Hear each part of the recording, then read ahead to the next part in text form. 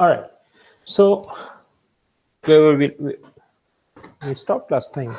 We saw this trend that was reported by Pauling and Zuckerkandl that uh, the number of differences in amino acid sequence of a particular gene in two species was proportional to how far back the divergence between those two species had occurred. And this led to the proposal of the molecular clock hypothesis that just by the looking at the sequence of these two genes, one can predict how long has it been since these species diverged. Uh, but in terms of a mechanistic explanation, how do we explain this linearity? And also the fact that different different genes were diverging apart from each other at different rates. We saw the graphs last time. Hemoglobin, when plotted, had one slope, and fibrinopectin had a slope which was much greater than that of hemoglobin, and cytochrome had a slope which was much smaller than that of hemoglobin. So, what do you guys think? What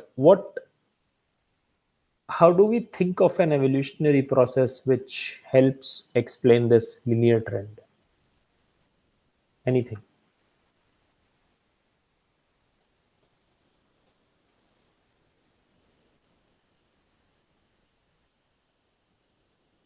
Is the question clear?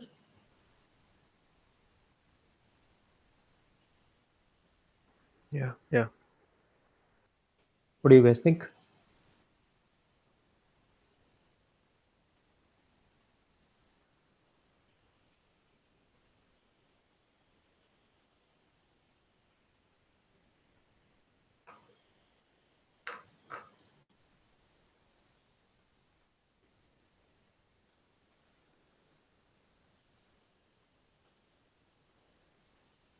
No one?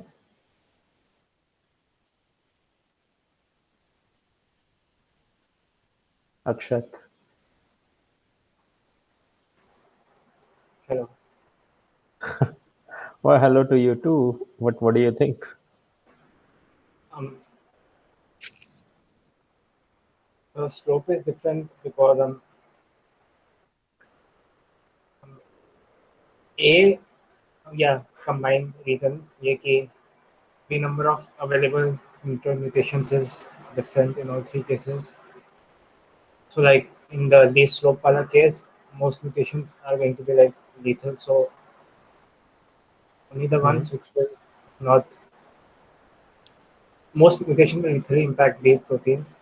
So the ones which will not Most impact mutations will what the protein? they will destroy the function of the protein Okay. such that the phenotype is lethal. Yeah. So so the number of available mutations which can take place is few, and hence the accumulation over time is slow. But in the other case, What about beneficial mutations? yeah. So उन्होंने जो plot किया था उसमें कौन से mutations थे और मतलब We distance don't between know. We don't know. It was just the differences in sequences of the two genes. So, regarding the adaptive value associated with any mutation, we have no idea.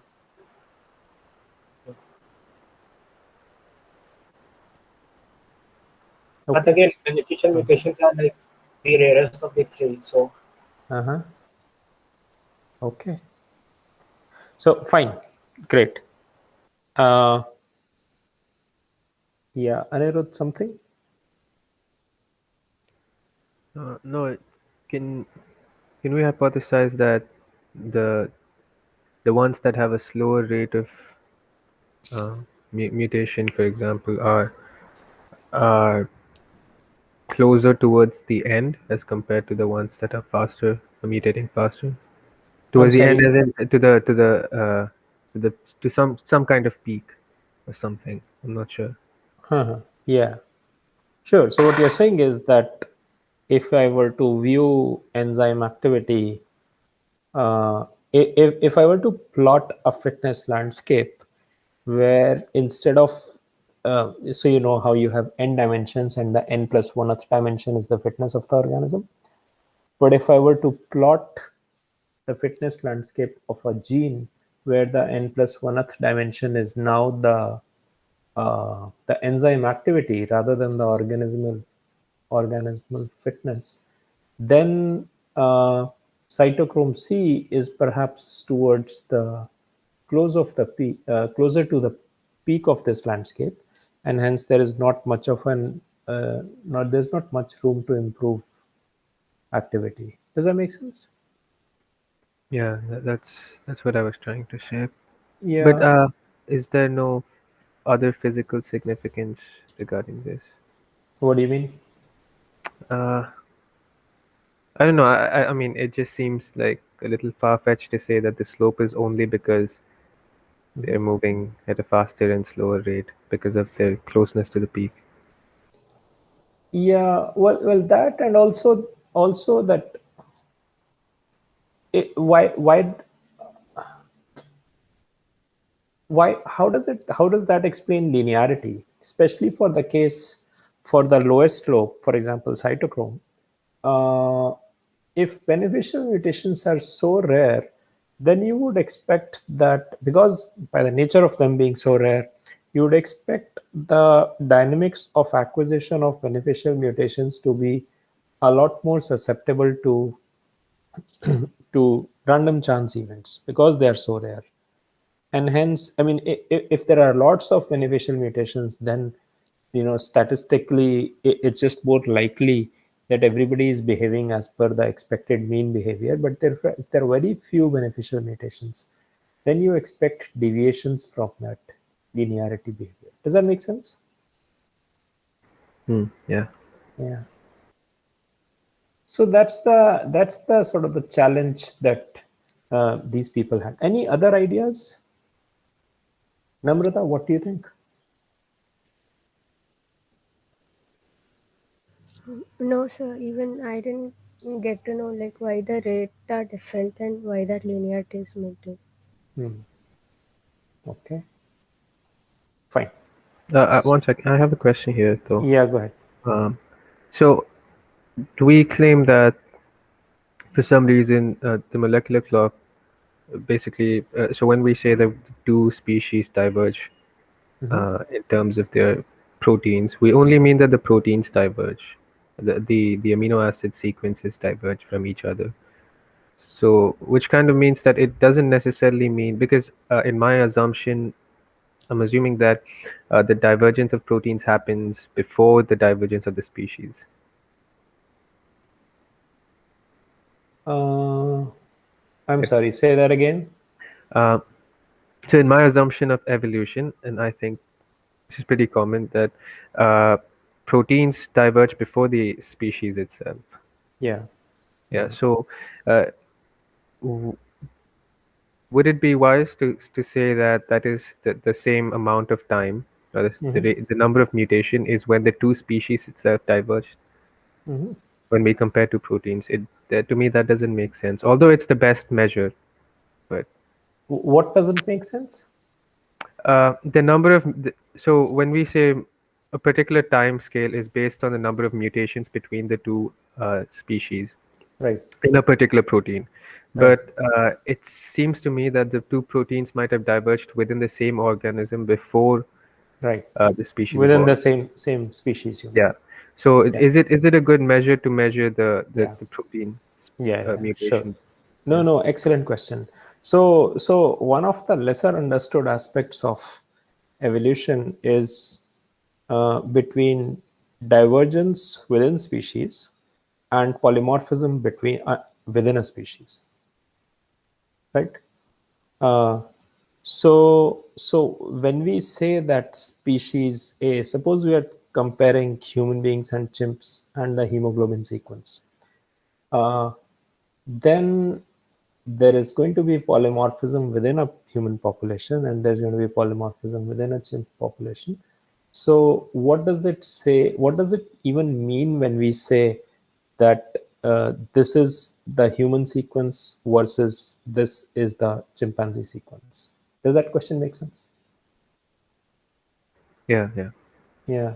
So I mean, what you are looking for is sort of a consensus sequence, right? Human beings. And when you're doing an analysis of this sort, these are not the sort of proteins which acquire mutations very easily. The rate of nucleotide substitution in these sequences is extremely small. So typically what happens is that the polymorphism that you see within a population is actually much smaller as compared to these lineages which have diverged far apart from each other. So a hemoglobin sequence variation within human beings is not going to be too drastic, but we should still take that polymorphism into account. And when we compare that polymorphism with the chimpanzee with the polymorphism that exists in a chimpanzee population, then what we are looking for are differences that are universal between any polymorphic allele in a human population and any allele that's picked from the chimpanzee population. Okay? So you're looking at mutations that have become fixed in the human population and mutations that have become fixed in the chimpanzee populations, and you only take those into account. Does that make sense? So do you find a consensus sequence for the humans first, and then one for the chimp, and then compare the two Yes. and find Yes. a consensus? Yes. But I don't know if that is the like. Mhm. To me, a consensus sequence means very little in terms of. Yeah. I mean, it's just a sequence that is the most common, I Well, guess. it's a consensus. Well, maybe, but it's a consensus sequence. The issue of a consensus sequence depends on what was the underlying variability that brought you to that consensus sequence, right? So if the underlying variation was at positions, I'm making stuff up, if the underlying variation when you arrived at the consensus sequence was at positions 100, 200, and 300, so these three were the polymorphic regions within the human population. But actually, when you compare the human sequence with the chimp sequence, the differences were at position 250 and not at 100, 200, and 300. Then I have no problems with comparing the two sequences and saying that these two are totally polymorphic, and this is a result of the divergence between the two species. Yeah. But if the differences are, if you're looking at differences at those residues where polymorphism already exists in human populations, then the analysis is problematic, and what you're saying is absolutely right. Does that make sense? Yeah. Right. So I mean, again, I this sort of analysis, I am not an expert in this, but this has moved on so much in the last maybe 20 years or so that just the statistical techniques that people are working at, especially with the coming of stuff like Jivas and stuff, uh, the statistical tools that are needed to be able to make claims while analyzing sequences, while analyzing issues like this, are extremely complex, and I do not claim to be an expert on them. Okay. Yeah. All right. So fine, great. Any other comments?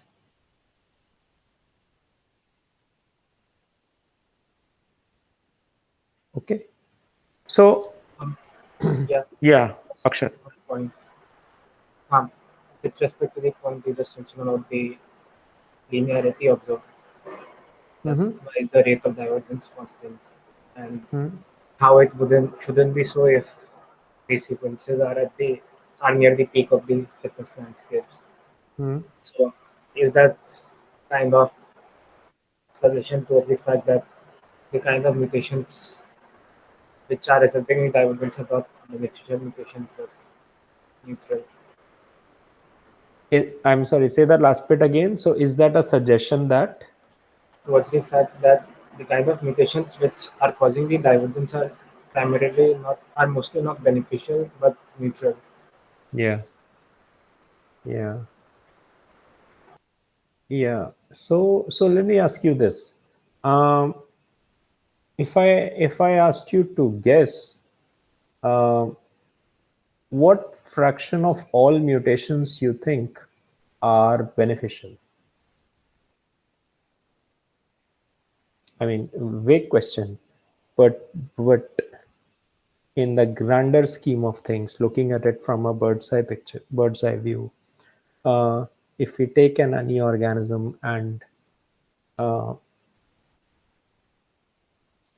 we discussed this, right? That if we have a given sequence of length L, how many single point mutations are available on a fitness landscape? How many neighbors does this sequence have, which are at Hamming distance equal to 1 from this sequence?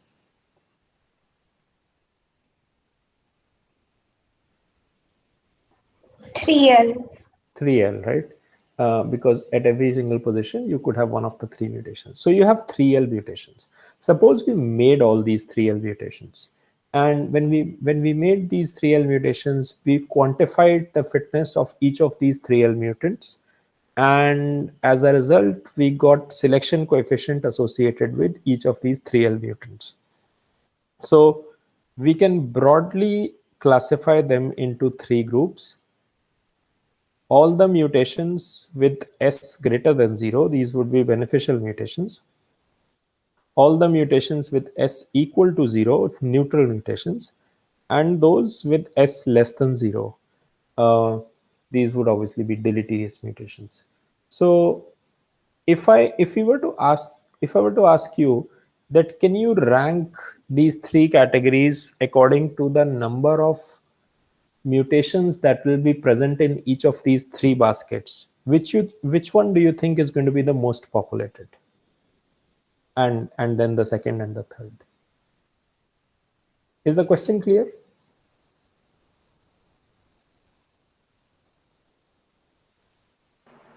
Yeah. I think with deleterious, neutral, and then beneficial. Okay. Others?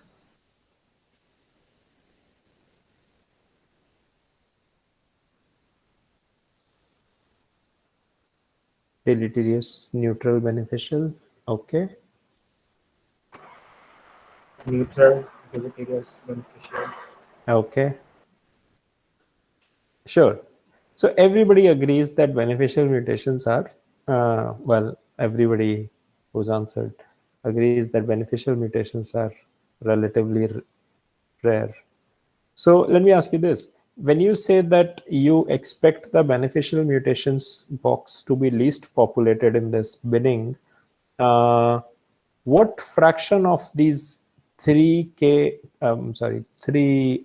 mutants do you think are going to be in the beneficial basket?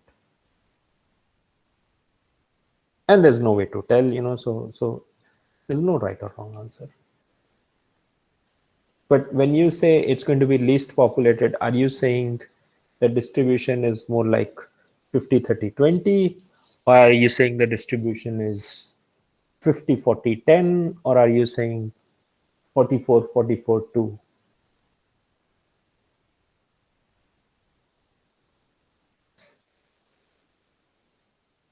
Again, no right wrong answer. I'm sure if all of us picked a different gene, and each gene would have an enzymatic would obviously have catalytic activity, and a gene would have a sequence L. And if all of us picked a different gene, and if then we made all possible individual mutations for the gene of our choice, and then characterized all these mutations into different bins, so we would have a relative distribution of percentage of mutants in the 3 bins that we just discussed. And then later we meet and we discuss what were our findings. I'm sure we would get very, very different answers depending on which enzyme we chose to work with. So don't worry about the correctness of this. What do you think? 75, 24, 1. Okay. 75 is deleterious. Yeah. Okay, cool. 70, 29, 1. Okay, cool. Excellent. Great. So you guys are proposing that beneficial mutations are actually very, very rare. And this was exactly what the claim was when this paper came out in 1969. I'm not, the paper is pretty straightforward, so I'm just laying out the gist of it here. But I will put it up on Moodle so you guys can take a look. The argument was as follows, that of all the mutations that occur, and we don't know if it's true. The paper was, just to give you a context, the paper was published in 1969. It was preceded by a paper, by a 3-page paper published by somebody called Mutu Kimura in 1968.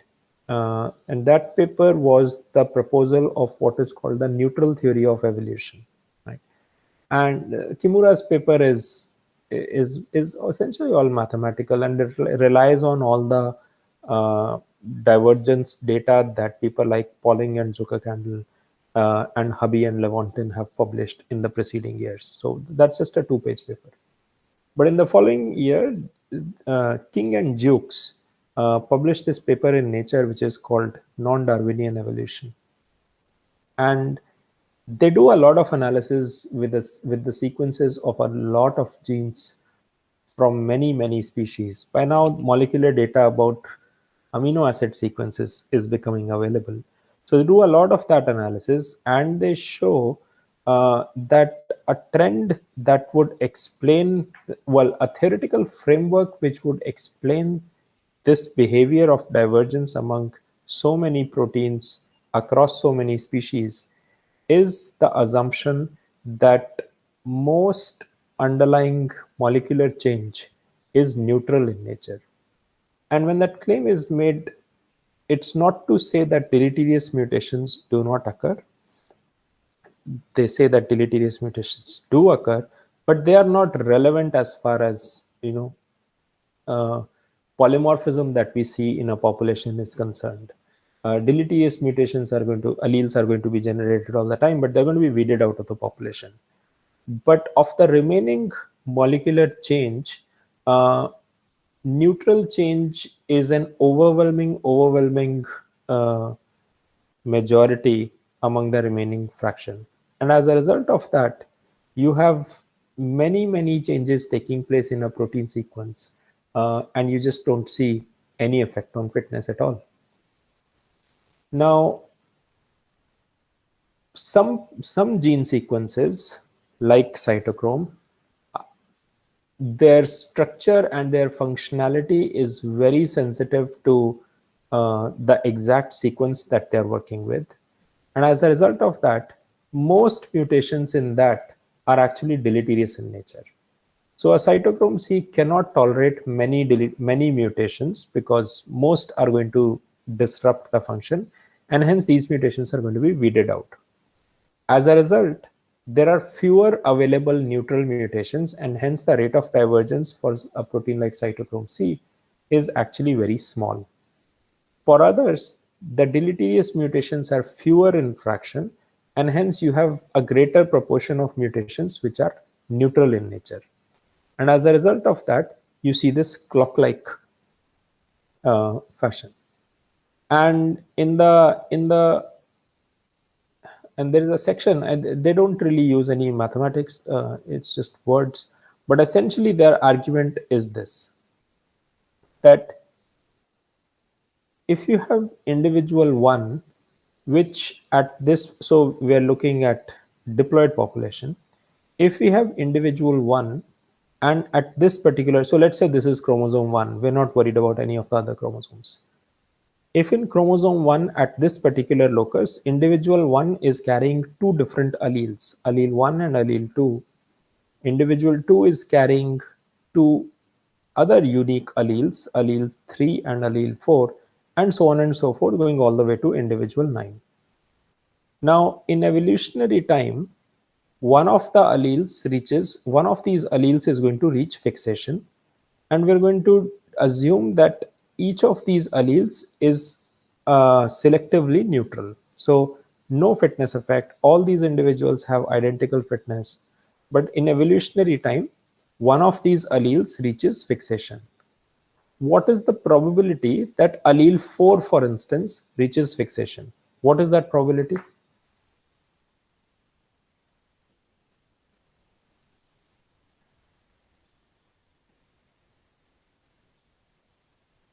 Anybody?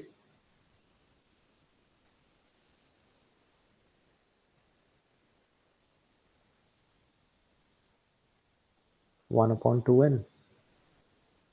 Yeah, right. So since all alleles are selectively neutral, and in long term we know that the drift game works in a way that one of the alleles reaches fixation, only one of the alleles is going to go to fixation, and because they are neutral, that could be anyone. Every allele has an equal probability of reaching fixation, hence probability of neutral allele reaching fixation is 1 upon 2n. Now, if the mutation rate associated with beneficial mutations is mu, so this mu is only beneficial mutations, then the total number of new mutations, new alleles being generated every generation is just equal to 2n times mu. Right? Mu is the mutation rate per individual per generation at this particular allele, right? Not counting the deleterious mutation rate. This is just the rate at which neutral mutations accrue. And this is just going to be, if 70% of all mutations are neutral, then this mu is just going to be 0.7 times the overall mutation rate. So this is the rate at which new alleles are being generated. And of all the alleles that exist in a population, each allele has a probability of reaching fixation 1 upon 2n, right? So the probability that the new allele reaches fixation in this population is just the rate at which they are generated and the rate at which the probability that a new allele reaches fixation. So this number, so this gives us the rate at which new alleles are going to reach fixation.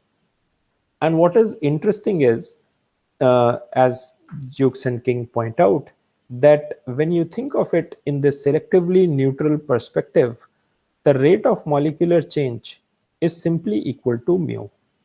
This is a constant which is independent of the population size.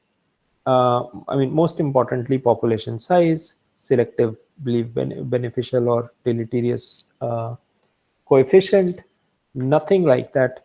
The rate of molecular change at a particular locus is simply equal to mu, where mu is the rate of beneficial, is the rate of not beneficial, rate of neutral mutations occurring. And this, the claim was, is the constant rate of molecular evolution that Pauling and Zuckerkandl observed.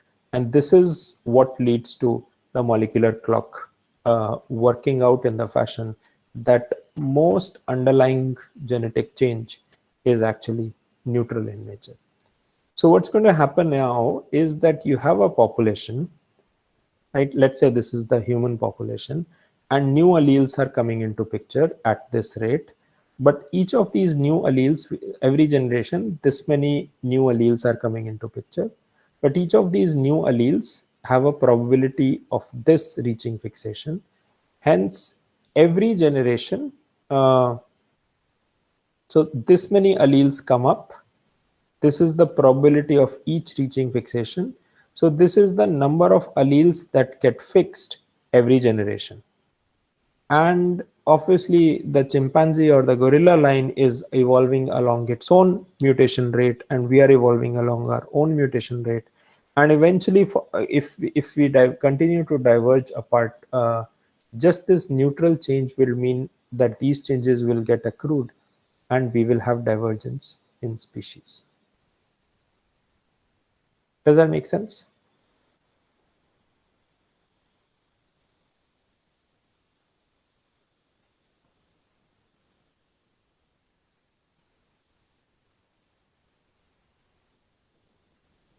Yes, no? Yeah, yes. Yeah. So this was the claim, and the paper was called non-Darwinian evolution because what the authors are proposing is that sequences change primarily because of neutral change and not because of selective change. And I mean, they argue, they write somewhere else that when they sent the paper for publication, they wrote non-Darwinian evolution because they wanted to say something controversial. And this was just a way of sort of to rouse the interests of editors at a journal like Nature, and they never expected that this was going to get published. But I think a really nice idea. So what is the argument that they give that most variation is actually neutral? So they lay down some of the arguments that why this could be so. Of the 64 codons, 3 are obviously stop codons, so we don't have to worry about them. Of the remaining 61, each one can acquire 9 single nucleotide mutations, and hence we have a total of 549 possible mutations in all codons. Of this, they do the, I mean, this is relatively trivial to figure out. Of the 549, 130 are synonymous and hence neutral. So about 40%, is this 40%? 260, 390. Actually, oh no, this is 25%. I'm sorry. This is 25%. I don't know why I wrote 40. About 20%, 25% of all mutations are synonymous in nature, and hence is not going to lead to a change in amino acid sequence, and hence even before you bring in any of the other arguments that could lead to neutrality, a fourth of the mutations are neutral, just like that. Any comments on this particular proposal?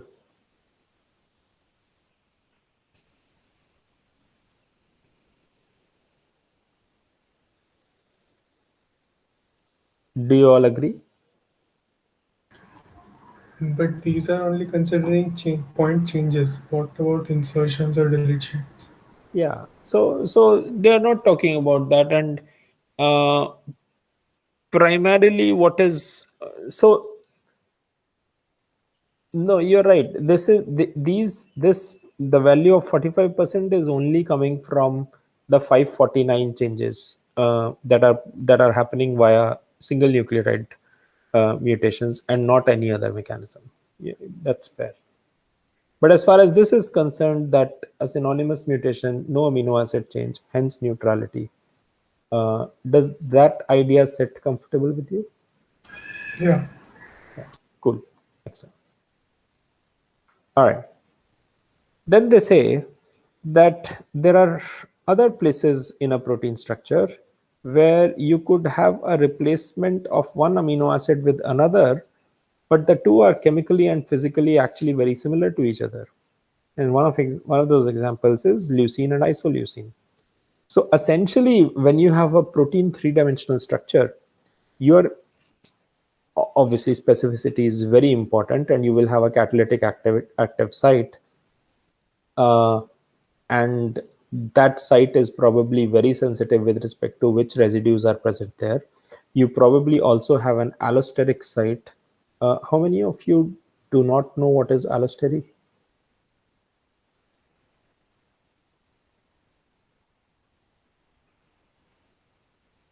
Okay.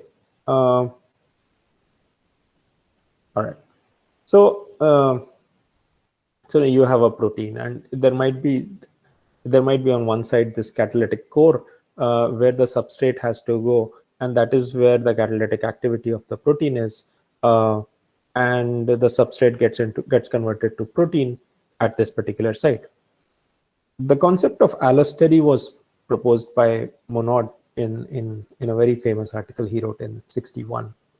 And the idea is that this protein, he was working on sugar metabolic systems, and Monod noted that there is a control over the performance of this enzyme, which he called allosteric control, where this enzyme will act on the substrate only when triggered by another signal. And usually these enzymes, metabolic enzymes, will work in a fashion such that you will have a molecule X come and sit at another position in the enzyme. And when this molecule sits at this other position, the catalytic site changes and is now active, right? If this molecule is not present at this side of the protein, the catalytic site is not active and substrate to product conversion is not going to happen. But if you have this allosteric site modified by something else, by some small chemical or some sort of a bond, if that change has not taken place, then the catalytic site is not active. Of course, you could have it the other ways too, that the enzyme by default is active, and you have allosteric control where something comes and binds, and it's no longer active, right? For instance, many of these transcription factors which are associated with activation of regulons, such that gene expression takes place or not, are controlled allosterically. In fact, I mean, allostery is pretty ubiquitous.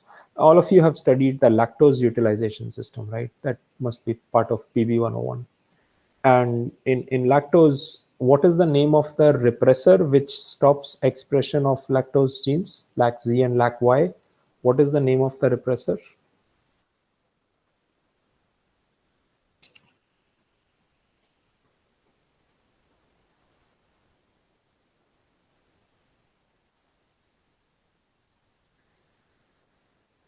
Anybody?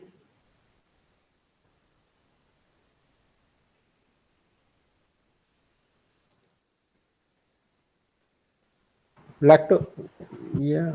Lac repressor. What? Lac repressor. हमद वो protein का नाम है ना कुछ. LAC-I? Have you heard of this? LAC-I? Yes. Yes, sir. Yes, sir.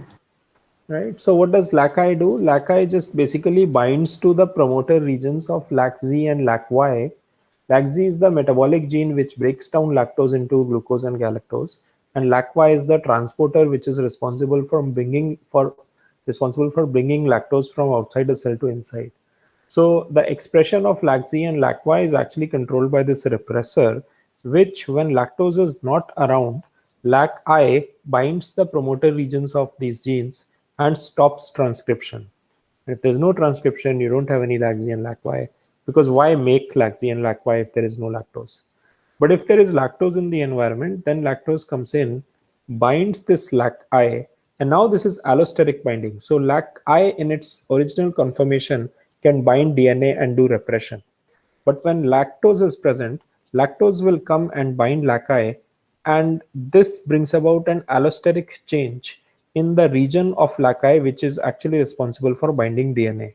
Binding of LAC-I renders the LAC-I molecule, binding of lactose renders the LAC-I molecule incapable of binding the DNA, and that change is accomplished via allosteric control when lactose binds to LAC-I. Does that example make sense?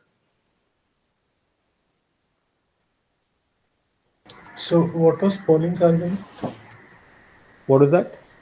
What was the author's argument on the paper for assuming Which neutral mutations? I mean, I understood the example, but Uh-huh. what was the author's argument for assuming that neutral mutation is taking place? No, so I'm sorry, I didn't quite understand. Which paper? I'm sorry, there's too many papers going around. Which paper are you talking about? Pauling's paper. Oh, Pauling's paper. Oh, okay. Oh, so the original paper, they don't make a claim actually. Pauling and Zuckerkandl do not attribute uh, the clock-like feature to any particular uh, reason in terms of beneficial or deleterious mutations. Zuckerkandl later on wrote a lot about it, and he says that when we wrote that paper, we did not discount the fact that this linearity could be because of beneficial mutations also. He said we had a very selectionist view of evolution, and as far as we were concerned, our interpretation of the linearity was that beneficial mutations just have a way of occurring somehow they have a way of happening very periodically, which would lead to this linear behavior. So they didn't, while they observed that and they proposed the coin molecular clock was in one of their series of papers published in the 50s. The neutral hypothesis was not their hypothesis. Uh, while many people, I think, rightly believe that unless the neutral clock idea, unless the molecular clock idea had come, if Pauling and Zuckerkandl had not published the molecular clock idea, then the neutral theory would not have been proposed. Does that answer your question? Yeah. Sir, I have a doubt about neutral mutation. Like, what exactly is it? Is it uh, contributed by only synonymous mutations, or change in amino acid will also not lead to fitness difference? Or Yeah. So that's what we are getting at right now. That the first point is about synonymous mutation. So synonymous mutation brings about no change in amino acid sequence and hence neutral. But the authors in this, I mean, these are points that are listed in the 69 paper. Uh, but they say that there are other mechanisms also. Now, that's what we are talking about, right? That this is the protein structure, and there is this catalytic site, and there is this allosteric site. And outside of that, they argue that and the allosteric site and the catalytic site, the stringency on the amino acids that have to be present here is very strict, that you need a lysine, so you need a lysine, right? No other any amino acid change at this particular site is going to compromise protein function. But outside of that, a protein molecule is a large molecule. There are going to be many residues where a change to some or more degree is going to be permissible. Now, what could those changes be? The major requirement is that the core of an enzyme has to be hydrophobic. Otherwise, it won't fold properly. If you have hydrophilic residues at the core of the protein, then the protein molecule is just going to open up and won't fold correctly. So you need a hydrophobic residues inside. You need hydrophilic residues at the surface because they are happy being exposed to aqueous solvent around them. So that's sort of the chemical requirement of amino acids. Then you also have space, then you have size issues also. Then you have issues associated with charge on a residue. So as long as you have a change which doesn't compromise charge, size, or whether a residue is hydrophobic or hydrophilic, if these chemical and physical requirements of an amino acid are satisfied at a number of places in the protein sequences, it is not inconceivable that that a protein that this change that has been introduced into the protein sequence is actually just neutral. Okay? So that's another way that you can have a large number of mutations which can be classified as a neutral mutation. Does that answer your question, Namrata? Yes, sir. And one more question. In the molecular clock, they're measuring difference between two different DNA sequences of protein because though the DNA mutation rate is mu the constant, but because of synonymous mutation, Right. amino acid rate might not be same, right? Correct. Absolutely. So at the time that this happened, you were looking at protein sequences. DNA sequences were not yet available. Okay. Obviously, this is you get more accurate data when it comes to DNA sequence, because if you go from one amino acid, if DNA sequence, if you're looking at amino acid 1 to 2, that could have happened in a single mutation, or that could have needed more than one mutation. There could have been an intermediate step also. So all that information gets lost when you're looking at protein sequence. When you're looking at DNA sequence, you actually know the number of mutational events that taken place. So when this work started out, they were looking at protein sequences, but nowadays, for instance, you'll be looking at DNA sequence if you're doing this type of analysis. Okay. Okay, sir. Okay. Yeah.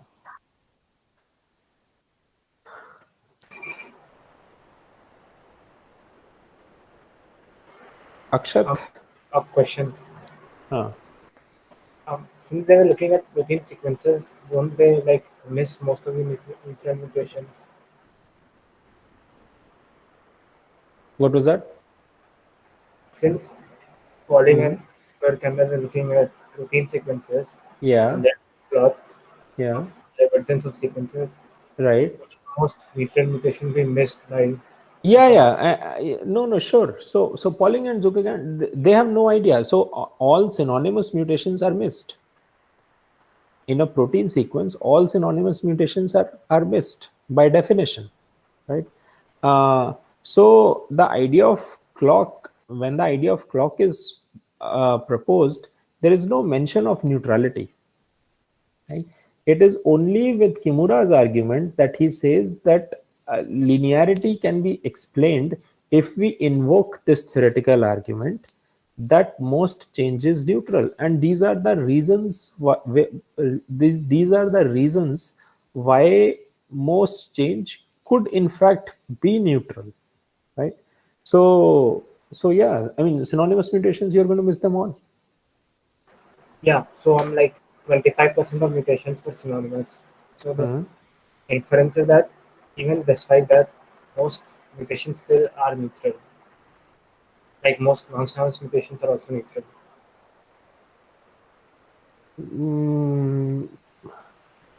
I'm not sure what you mean.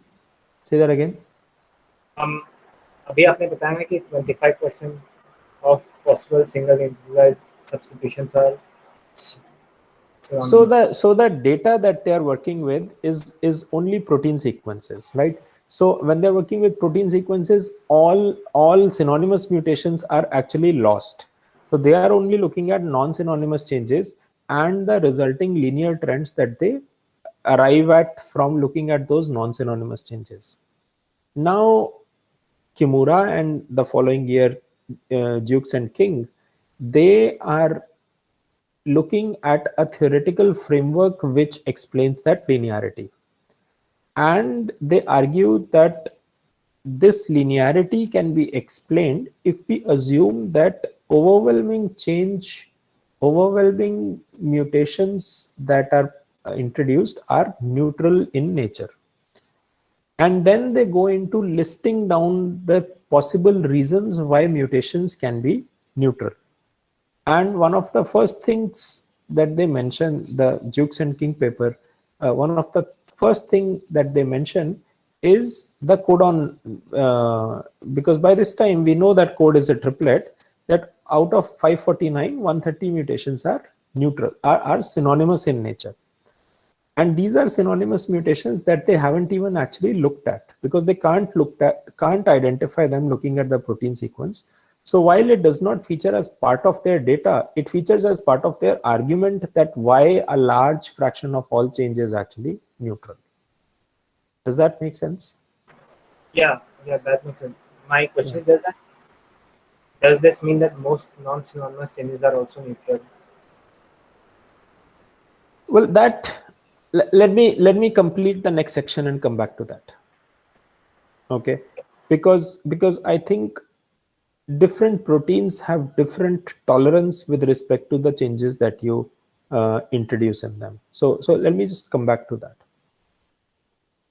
So anyway, so and I mean, among the possible reasons that they look at is that they list is, one is the synonymous mutation. Then you could have a replacement where the two amino acids are chemically and physically very similar to each other. So even if you change the amino acid, it doesn't really make a whole lot of difference because the change hasn't been very drastic. And the third one is that in some positions it may not even matter the physical and chemical similarity between the existing and the to be replaced with amino acid.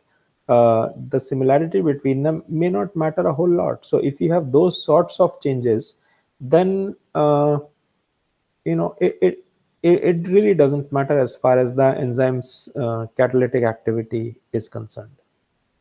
Anyway, the point is that it is not inconceivable that a large fraction of changes when introduced are neutral in nature.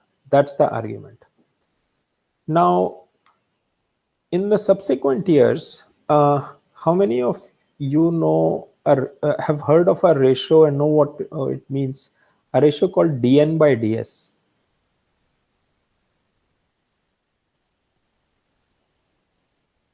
How many of you don't know?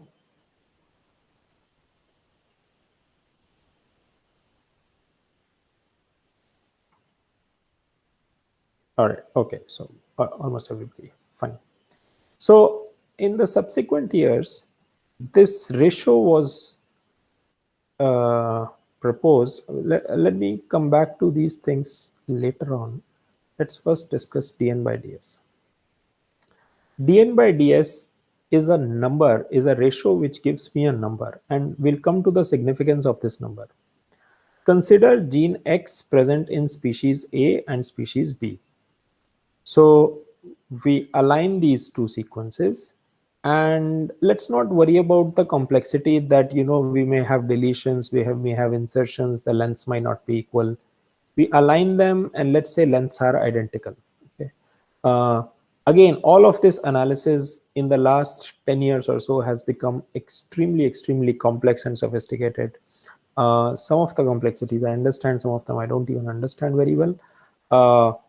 But our job today is sort of just to get a sense of what the argument is with an analysis such as this.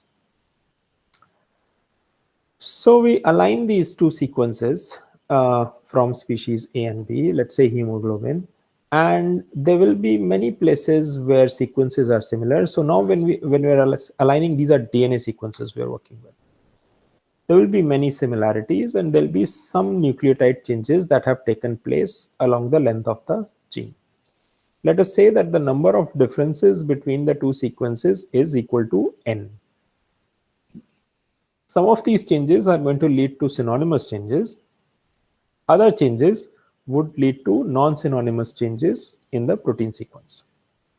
Let's say the number of synonymous differences is equal to n1, and number of non-synonymous differences is equal to n2, and n2 is obviously equal to n minus n1.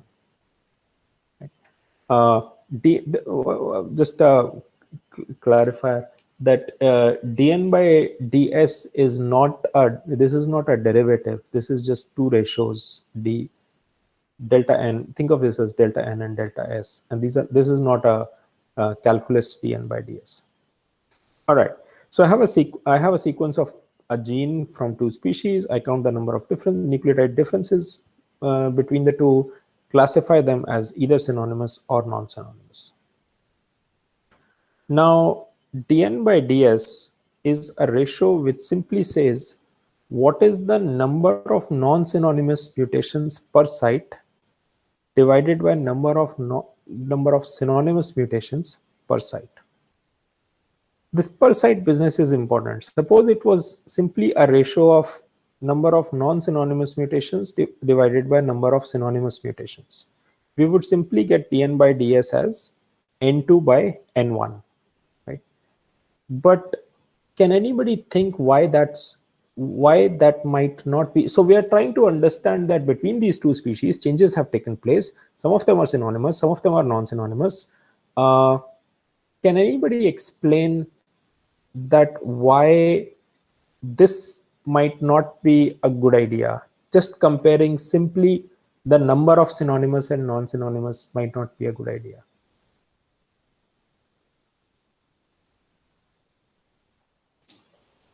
Is the question clear? That I'm trying to understand that in these two species,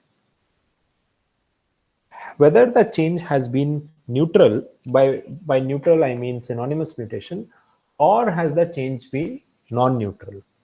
And one of the simplest ways to think about it is that I'm going to classify all synonymous change as neutral and all non-synonymous change as non-neutral, right? And this goes against some of the arguments that Dukes and King listed, but again, a very crude way. All synonymous change is neutral, all non-synonymous change is non-neutral, right? So, well, let me develop this further and then let me know if this makes sense. That now,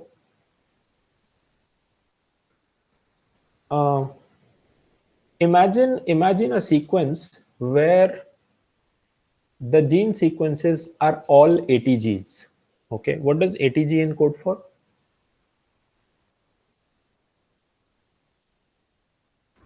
The start The codon. start codon. Yeah, start codon and also methionine, right? Yeah. So ATG is equal to methionine. So this is a sequence which is ATG, ATG, ATG, and so on and so forth, till at the end you have a TAA stop codon. Right?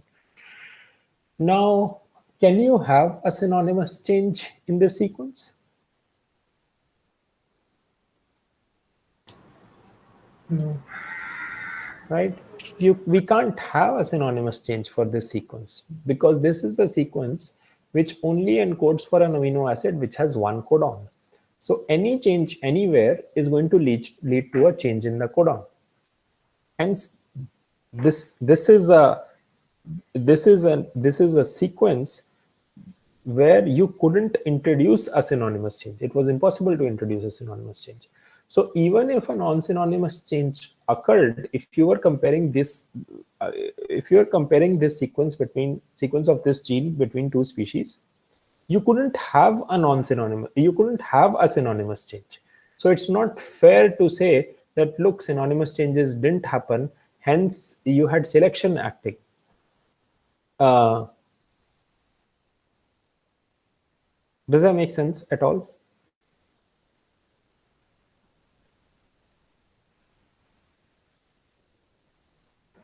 Yeah. Right. So again, ATG, this is a sequence where you couldn't have a synonymous change. So if you were going to compare this sequence with the same sequence, with the sequence of the same gene in another species, there are bound to be non-synonymous changes, and you can't have a synonymous change in this sequence. So again, because the only change that could take place was a non-synonymous change, you don't know whether that non-synonymous change took place as a result of selection or as a result of just neutral drift. Hence, we need to think about this slightly differently. So what you would do is the following, that when you take these two gene sequences, for this gene sequence, what you would do is that for each of the codons, for each codon in this sequence, you have 9 nucleotide changes possible, right? Again, triplet, at each position, you can make 3 replacements. You have 9 nucleotide changes that could take place. For each codon, you make those 9 changes and you classify them as, you find the K such that K of those replacements are synonymous changes and 9 minus K of those replacements are non-synonymous changes, right? Now this K and the 9 minus K represent the ratio of synonymous and non-synonymous changes that could have taken place if changes were occurring at randomly, right? So this K and 9 minus K represent all the possibilities of the changes that could take place at this particular codon. If I do this for the entire length of this gene, then and find k and n minus k for every codon, then I get an average k and an average of 9 minus k. Right? This average represents the possibility that if change was being introduced randomly in this gene, there is the ratio of the chances of the change being synonymous and non-synonymous is k divided by n minus k. Does that make sense?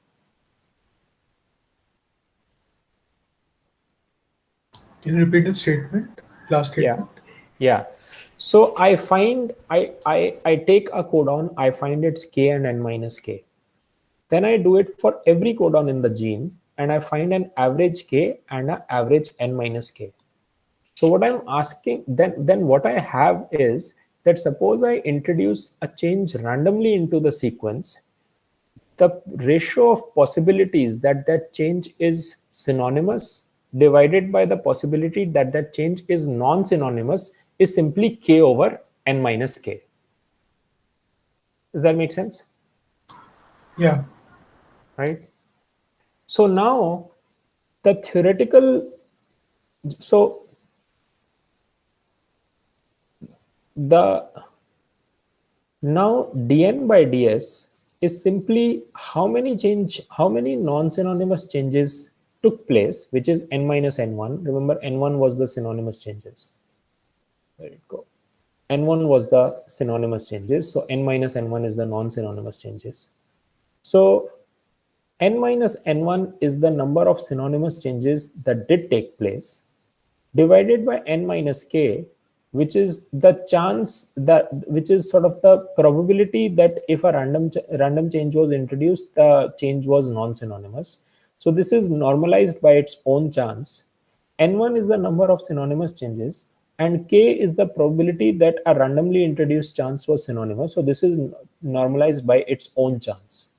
So this is a sort of a normal, dn by ds is now sort of a normalized ratio of what is the number of non-synonymous changes taking place per chance of a non-synonymous mutation taking place, divided by what is the number of synonymous changes between the two sequences per chance of a synonymous mutation between these two sequences.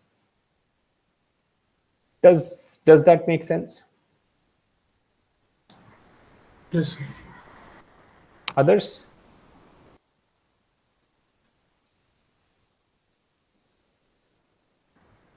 It's just the odds of one happening over the other, right? Yes, exactly. Yeah. Right. But you have to normalize it with the odds which were totally random, and that depends on the actual sequence of the, simply counting won't help. You have to normalize it with the odds of happening of a synonymous versus a non-synonymous change happening, and that depends on the sequence of it, and hence the need to calculate k and n minus k. So they're the average values in this case, the k Correct. and Correct. yeah. So yeah, go ahead. Yeah, so in that ATG example again, Mhm. k still remains 0, right? In the ATG Chance. example, k will be 0. Exactly, k will be 0. Yes. So we cannot find dn by ds. We cannot find dn by ds for that sequence. Yes, but that's a very hypothetical made up example, right? There is no protein sequence with only ATGs. Okay. All right. So now this construct is used to comment on the following. Comment on two protein sequences in the following way. Imagine dn by ds is roughly equal to 1. What does that mean?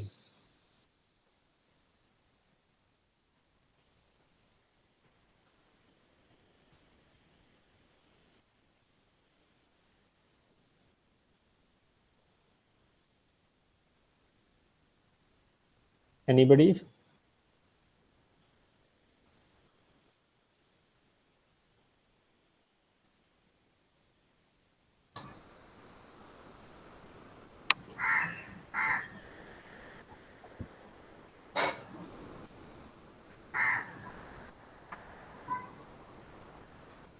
occurrence of a non-synonymous mutation is half in that case. Yeah. So, okay. So let me explain and let me know. This is important. Okay. So let me know if this makes sense or not. If dn by ds is equal to 1, what that means is that neutral mutations are occurring at about the same rate as the non-neutral mutations given the sequence of the enzyme that we are working with. Is everybody okay with that?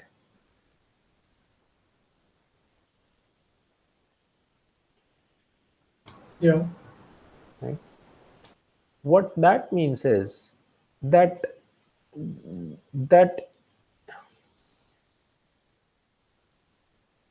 chance, how do I put it? What that means is since dn by ds is equal to 1, we know that ds mutations, the synonymous mutations, have zero adaptive value because they are synonymous in nature, right? Synonymous mutations don't matter. And so those are adaptively, those are absolutely neutral in nature. But there is a curious thing going on in this protein that dn, the non-synonymous one, is actually exactly equal to ds. So non-synonymous mutations are also occurring at the same pace as the synonymous mutations. What does that mean?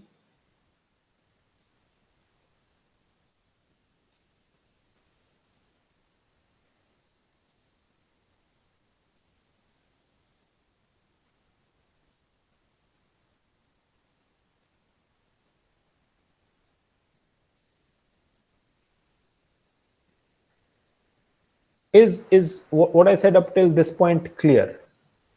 Right? That dn by ds equal to 1, it means the rate of change of non-synonymous mutations is the same as rate of change of introduction of synonymous mutations. But synonymous mutations we know are adaptively neutral. So what does that tell us? Akshat, you were going to say something. Yeah, first that there is no preference for like synonymous and non-synonymous mutations. Right. Both occur relatively at the same rate, so there is no selection for either. There is Yes. no selection because Yes. Yes, exactly. So that's the conclusion, that either this protein is under no selection. You make whatever changes to it and the protein doesn't care. So maybe this protein is under no selection. So suppose I am noticing changes in LAC-Z sequence in an organism where it is never exposed to lactose, right? So it's not going to care whether there are changes taking place in LAC-Z sequence or not, because that enzyme is never needed. So either that protein is under no selection whatsoever, hence synonymous and non-synonymous mutations are being accumulated at the same rate, or the protein is actually so indifferent to the selection that it just works fine the way it does. You can introduce synonymous mutations, you can introduce non-synonymous mutations, the protein is still able to function just fine. But more likely the first one, that the protein is not under selection. And if it is not under selection, then the only thing that dictating the dynamics of the alleles of the different proteins is just neutral drift. And hence, if dn by ds is equal to 1, then you say that the changes that are taking place are neutral in nature, and you have neutral acquisition of mutations is because of neutral changes taking place in the protein. Does that make sense?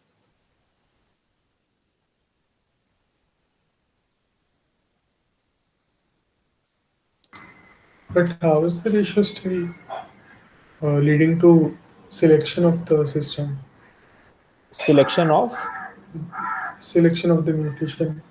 I mean, how is that being determined? No selection. No, they're not being selected. But think of the marbles in a jar game, that you start with marbles of n different colors, but eventually one of the marbles reaches fixation, not because that color is preferred over other colors, but just by action of drift. Does that answer your question?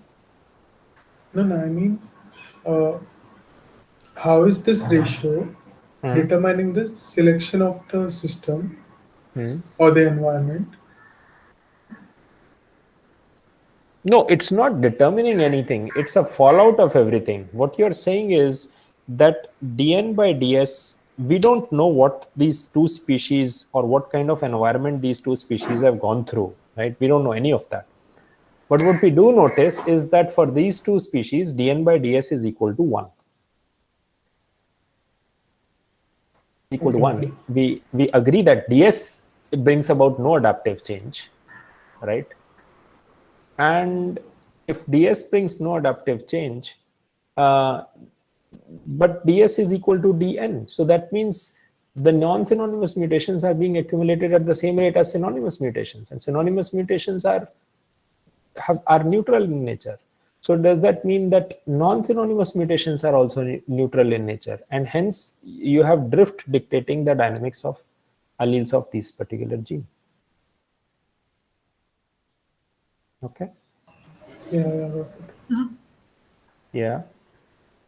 But I didn't understand. Just because the two rates are equal, how is it that the non-synonymous mutations are not adding? Like there could be fitness changes because of the non-synonymous mutations, right? Mm-hmm. But then, how can the mutation be just because the two rates are equal? Yeah. How can it So, be neutral? Okay. I just didn't get that. No, I understand. So let's look at the other alternatives, right? Suppose you have non-neutral mutations available for a protein. Okay. Let's imagine a protein sequence where you have lots of non-neutral mutations which are available and which enhance fitness. Okay.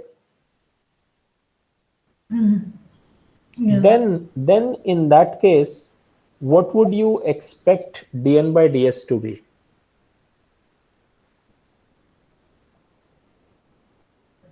Non-synonymous. So imagine this. It would be greater than 1. Imagine this, that you have 100 possible mutations. 40 of them are neutral in nature. Okay. And another 40 of them are deleterious in nature, and 20 of them are beneficial in nature. Okay. If that is the case, then if you let this species evolve or diverge in an experiment, then at the end of it, what do you think will be the ratio of dn by ds? Let me pose the question again. You have 100 possible mutations. 40 of them are synonymous in nature. Okay. Of the non-synonymous 60, 40 are deleterious and 20 are beneficial. Okay. Now, what do you think is going to be dn by ds after a reasonably long period of divergence in such a context?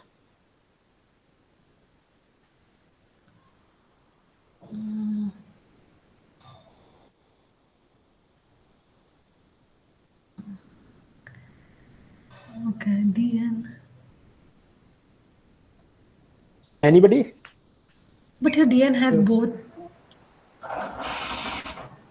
Go ahead, Prachita.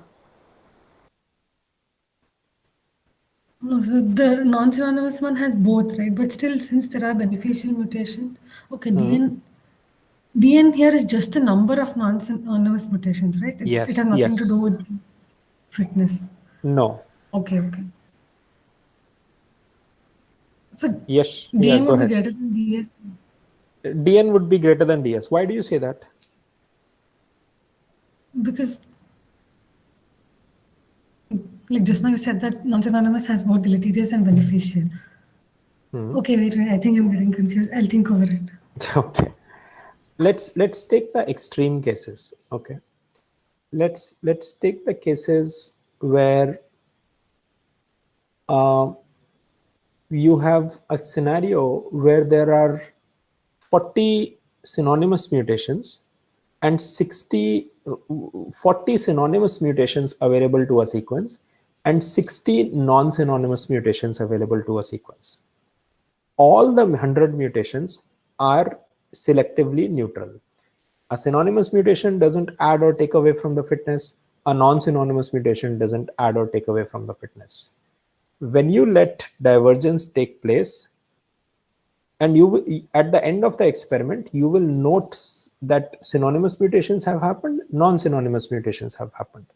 What do you expect their ratio to be? The synonymous and non-synonymous mutations that have taken place, just their raw numbers. What do you expect their ratio to be? Anybody?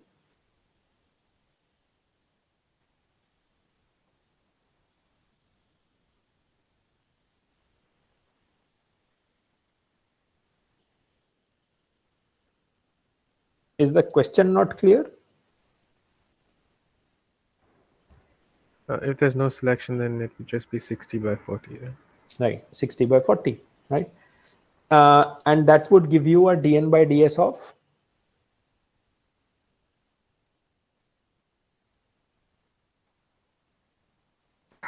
Three by two, so greater than 1. I'm sorry, say that again. 3 by 2 over? No, 3 by 2, so it's greater than 1, right? Not 3 by 2. Remember the normalizing, right? Oh, yeah. That, right? So 3 upon 60, right? Divided by 2 upon 40, which is just 1. Got it, Right? got it, yeah. Right? So if everything was selectively neutral, you would get dn by ds equal to 1. Let's do another scenario. Let's do a scenario where 40 mutations were synonymous in nature and hence selectively neutral. Let's leave deleterious mutations out of our discussion for this case. And let's say of the remaining 60 non-synonymous, they were all beneficial. Now you let divergence of these two groups take place. What do you think is going to be the ratio of the raw number of deleterious, raw number of non-synonymous and synonymous mutations to be? The availability is in the ratio of 60 to 40, non-synonymous to synonymous. But if you let, and in this case, non-synonymous are beneficial in nature, right? So in this case, what is going to be the ratio of the number of mutations that takes place?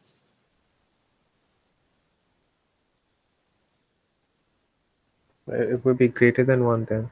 Yeah, it would be greater than 1 because now you have these non-synonymous beneficial mutations available and selection is going to pick them, right? So the number of non-synonymous mutations is going to be greater than what you would expect under a null assumption of complete randomization between these mutations. Now you are going to have an enriched picking of non-synonymous mutations because they were adaptively beneficial.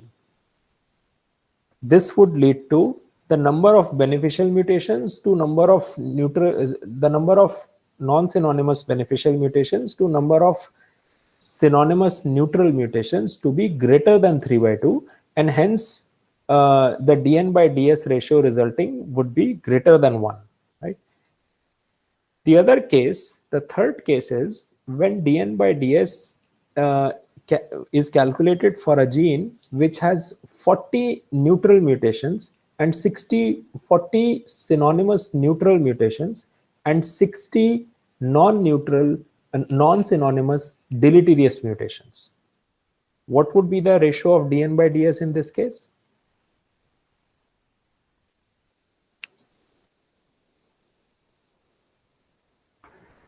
Lesser than 1. Really less than 1, right? So now this is obviously this is a very crude way of saying it, and we can imagine scenarios where there'll be lots of complexities. But what people have been doing for the last 20-30 years is identifying and classifying genes which fall under these 3 categories. The only difference being that when I say greater than 1, So when you have dn by ds equal to 1, you say neutral, this gene was under neutral selection. Because the rate at which synonymous mutations were acquired is equal to the rate at which non-synonymous, this gene was under neutral selection. It didn't really make a change to the selective value of this gene. If dn by ds was, I will change this greater than 1 to much greater than 1, right? Because greater than 1, 1.01 doesn't tell you anything.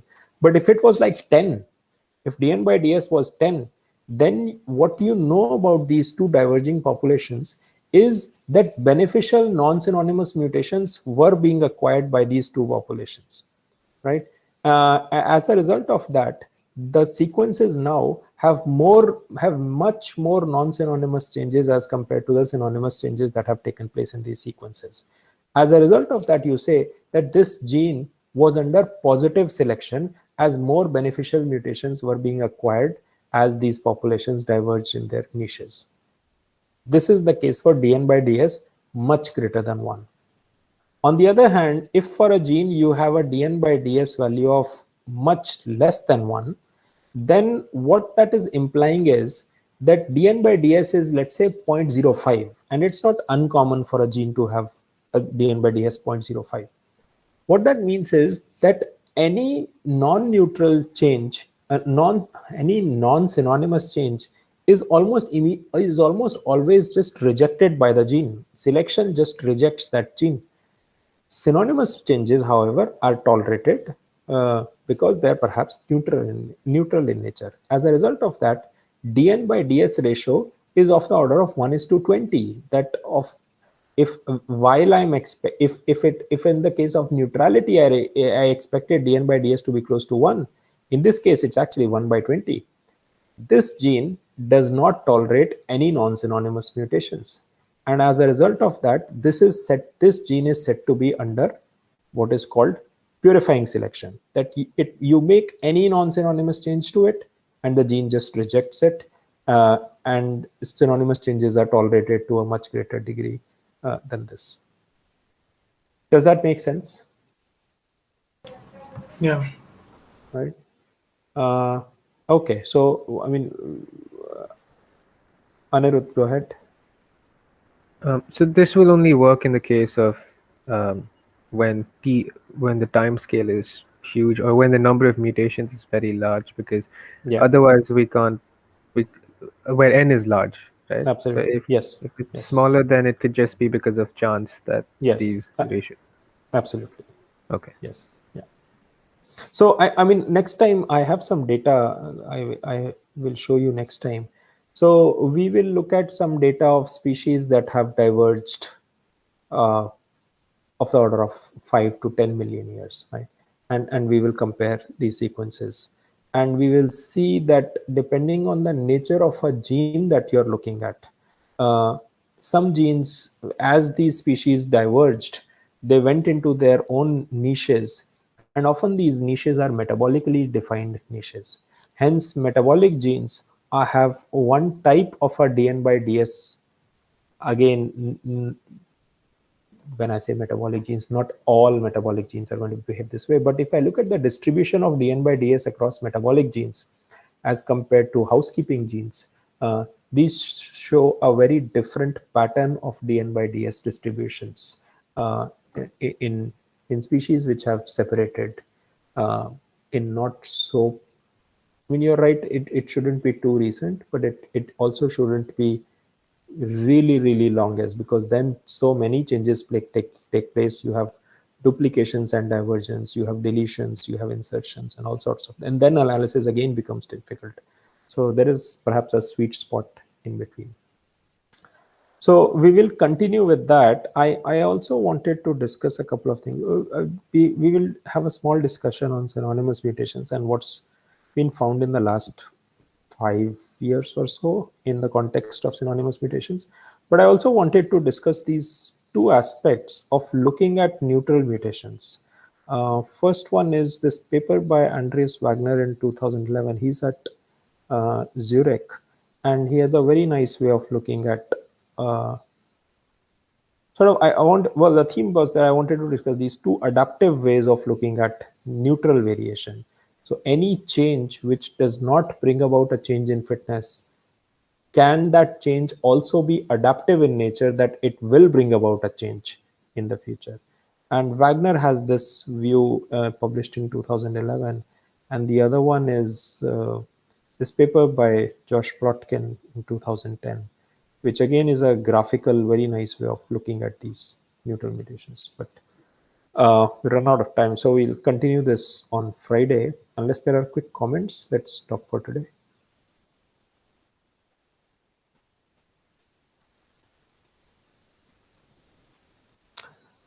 Okay, all right. I will see you guys on Friday.